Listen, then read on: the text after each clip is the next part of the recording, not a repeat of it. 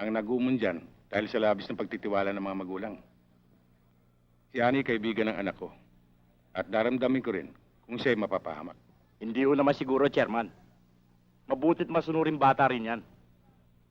Masyado lang hong mag-aral talaga si Ani. Kaya nga siya nangangayayat. Pero mabuti na rin kung mapatignan niyo siya.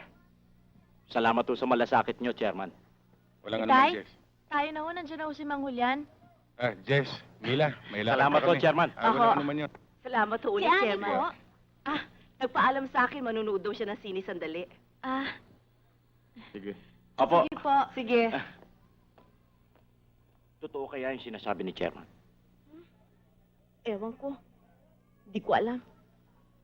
Tama lang naman yung ginawa ni Kapitan eh. Dapat nga makulong lahat ng mga yan para magtanda. Pare, si Masong. Sinong masong pare? Si Masong Pader.